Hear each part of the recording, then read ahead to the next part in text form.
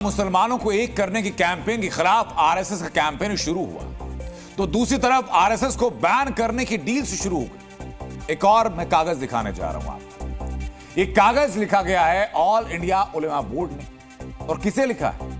यह लिखा गया महाविकास अघाड़ी के नेताओं को। और ये लेटर नहीं बल्कि डिमांड लेटर ज्यादा है। इसमें कुल 17 मांगे हैं। वो 17 मांगे क्या क्या है दिखाता हूं आपको। इसमें पहली मांग कि महाअघाड़ी सरकार बनी तो आरएसएस को बैन कर दिया जाए, यह पहली मांग है। दूसरी मांग कि मुसलमानों को नौकरी में 10% का आरक्षण मिले। महाराष्ट्र राज्य वक्फ बोर्ड को 1000 करोड़ रुपए दे। महाअघाड़ी के सांसद वक्फ संशोधन बिल का विरोध कर। मांग यह कि सरकार अगर एमबीए की बनती है तो 2012 से 2024 के बीच में इन 12 सालों में महाराष्ट्र के अंदर मुसलमानों पर जितने भी केस दर्ज किए गए वो केस वापस लिए जाएं। पुलिस भर्ती में मुस्लिम युवाओं को प्राथमिकता मिलनी चाहिए। रामगिरी महाराज और नितेश राणा को जेल होनी चाहिए। और मौलाना सलमान अजहरी को लेकर भी इसमें पीएम पर दबाव बनाने की बात की गई। अब कई सवाल हैं। सवाल यह कि क्या उलेमा बोर्ड मुसलमानों के वोटों का ठेकेदार बन चुका है? सवाल यह कि क्या उलेमा बोर्ड मुसलमानों के वोटों को बेच रहा है? और सवाल यह भी कि क्या उद्धव ठाकरे, शरद पवार और राहुल गांधी इन मांगों को क्या मानने वाले हैं? ये जो शख्स मंच से जहर उगल रहा है, इसी का नाम है मौलाना सलमान अजहरी। हेट स्पीच देने के आरोप में अजहरी को 31 जनवरी को गिरफ्तार किया गया था। जब उलेमा बोर्ड ने महाराष्ट्र में मुसलमान वोट बैंक की डील की तो उस डील में सलमान अजहरी का नाम भी शामिल था। उलेमा बोर्ड के खत में साफ लिखा था कि महाविकास अघाड़ी की सरकार बनते ही सलमान अजहरी की रिहाई के लिए प्रेशर बनाया जाए। हालांकि चुनाव आने से पहले ही अजहरी सलाखों से बाहर आ गए, लेकिन इस पॉइंट से उलेमा बोर्ड की नीयत का अंदाजा लगाया जा सकता है। महाराष्ट्र चुनाव में मुसलमानों के वोट के लिए क्या महाविकास अघाड़ी इतनी डेस्परेट हो गई है कि इन मांगों पर अपनी सहमति तक जता दी? फिर इसके साथ साथ हमें राष्ट्रवादी कांग्रेस पार्टी शरद पवार की जानिब से भी एक तहरीरी मकतूब इसी तरह का हमें मिला है। ऐसी शर्तों के बदले ऑल इंडिया उलेमा बोर्ड एमबीए को जिताने के लिए कैंपेन करेगा।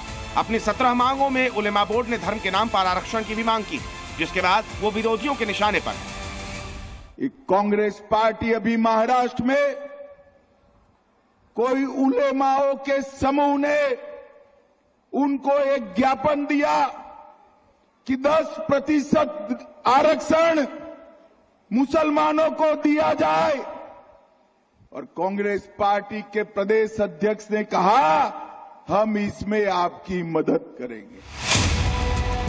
महाराष्ट्र में एमबीए के साथ ऑल इंडिया उलेमा बोर्ड की डील के बाद पूरे मुद्दे पर सियासी शोर है।